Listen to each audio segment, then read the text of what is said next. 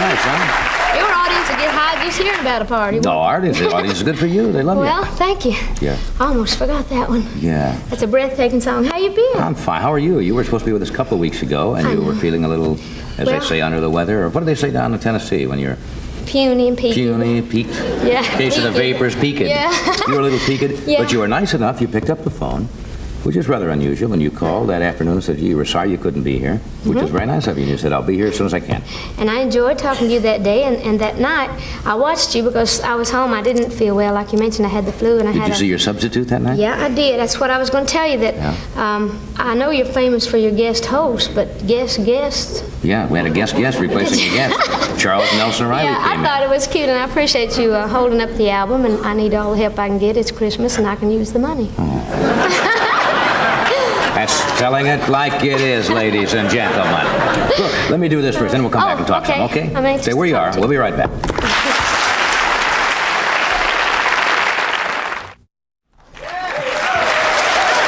didn't think we were coming back. We're back. Yeah. Before you start, I know it's Christmas, and I know everybody's always bringing albums and books they've written. Right. And I brought you a book, the first copy of this book by me, and it's dedicated to you, and you can check it out for me. Well, the title is What I Know About Fancy Clothes, Wigs, and Makeup by Dolly Parton. To Johnny, with much love and respect. And there's not a word. There's not a word on it. That's what I know about it,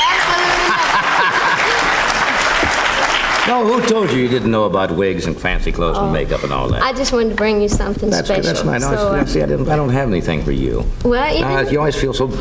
there's still you brought time. a gift.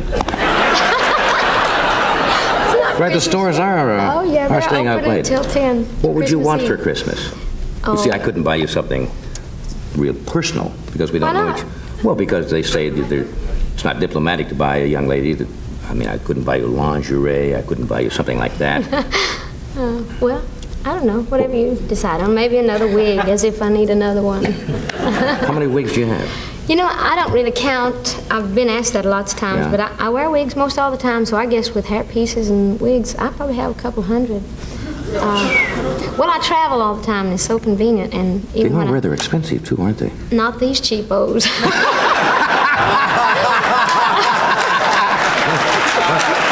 Oh, don't touch it. I'm okay, I'm sorry. I'm not allowed to touch it. I'll break the wig. Little cheapos. You say that right on television, huh?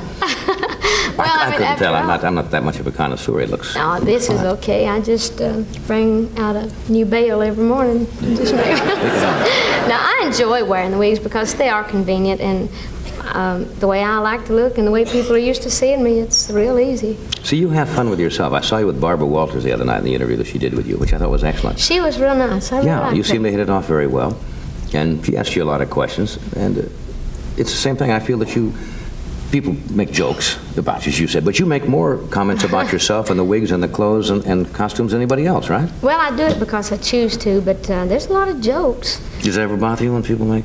It used to when I was real young in the business, when I first moved to Nashville. I didn't quite know how to take it, but anymore there's not a road show on the road that don't make some sort of jokes.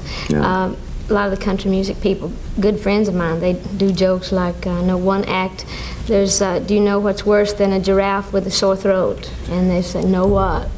And the answer is Dolly Parton with a chest cold. Yes, You have to get used to it. that would really be an epidemic, wouldn't it, in case...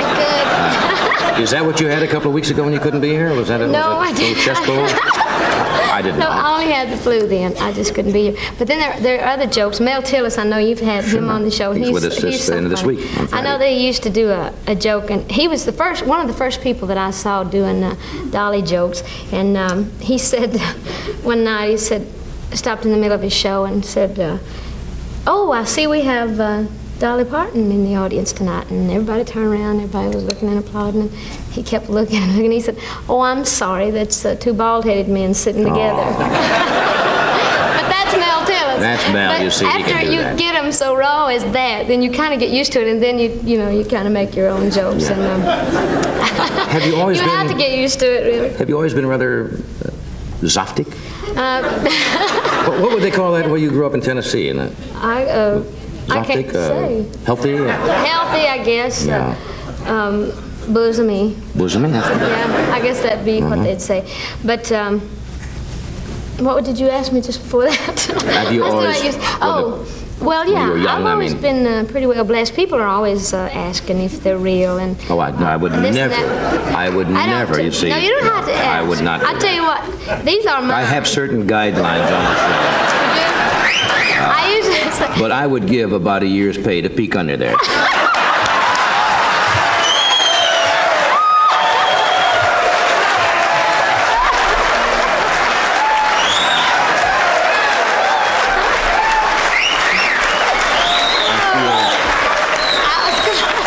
I cannot tell you how tacky I feel right now for saying that, but I had to get it out, and I'm.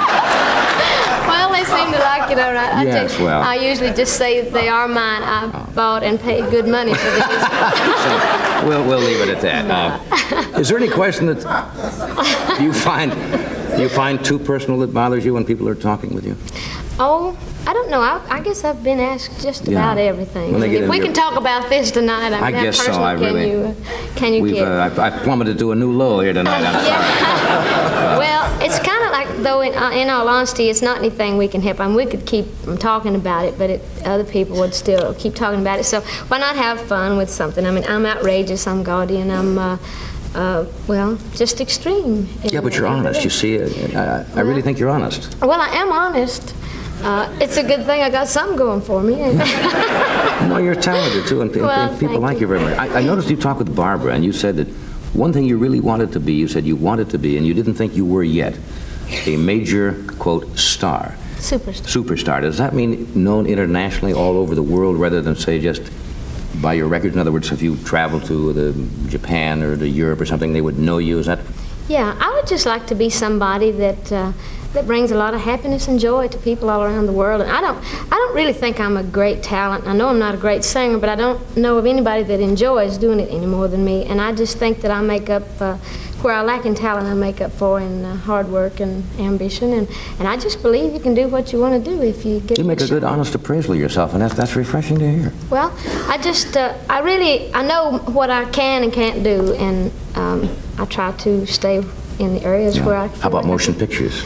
You know, I never thought that I wanted to be an actress. That was not what I used to think of when I thought about being a star. I thought, well, really, when I was a kid and wanted to be a star, I just wanted to be a fairy princess. That's what I knew of a star. We didn't have television then and that sort of thing. But I just wanted to be somebody that everybody loved and somebody that loved everybody else. But as far as a movie star, it would have to really be something almost that I had written myself, to where I could play you want to feel myself. Yeah, to be honest, I don't think I'd be dramatic.